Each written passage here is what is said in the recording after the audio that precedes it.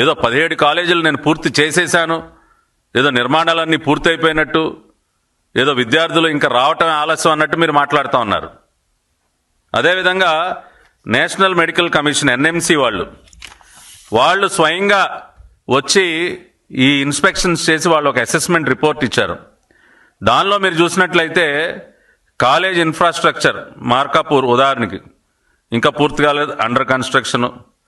అదేవిధంగా hostel facility under construction, skill lab under construction, research lab under construction, hospital infrastructure partially adequate, clinical material partially adequate, variety of surgical procedures inadequate. ఈ రకంగా national medical commission వారి assessment report పూర్తి అసంతృప్తి వారు వ్యక్తం చేసినటువంటి report నివేదిక. దీనిని కాదనగలరా? ఇవాళ వైసీపీ నాయకుల్ని జగన్మోహన్ రెడ్డి గారిని అడుగుతా ఉన్నాం, నేషనల్ మెడికల్ కమిషన్ ఇచ్చినటువంటి అసెస్మెంట్ రిపోర్ట్ని మీరు కాదనగలరా? మీ ప్రభుత్వ హయాంలో ఎంత గొప్పగా పనులు చేశారో, అవి ఎంత అసంపూర్ణంగా ఉన్నాయో వారు అసంతృప్తి వ్యక్తం చేస్తూ వారు ఇచ్చినటువంటి రిపోర్ట్ని మీరు కాదనగలరా?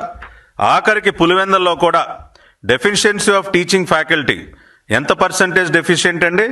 దాదాపుగా 47.5% డెఫిషియన్సీ ఆఫ్ టీచింగ్ ఫ్యాకల్టీ. ఇంకా కూడా ఎక్కడ కూడా మీరు ఆ వ్యవస్థను ఏర్పాటు చేయాలి. Deficiency of tutor, residents and డెమాన్స్ట్రేటర్స్ 36.92% Pulivendula.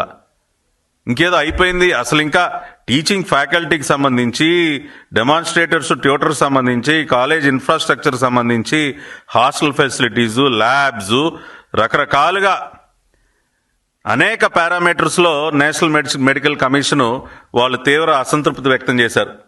Paderu, Markapur, Pulivendula, Adoni, Madanapalle ఇవన్నీ కూడా వారు విజిట్ చేసి వారు ఇచ్చినటువంటి రిపోర్టు. మరి ఈ పరిస్థితుల్లో మీరు ఏం ఘనకార్యం సాధించారండి? మీరు ఏం పూర్తి చేశారు? ఇవాళ మీరు మాట్లాడుతూ ఉన్నారు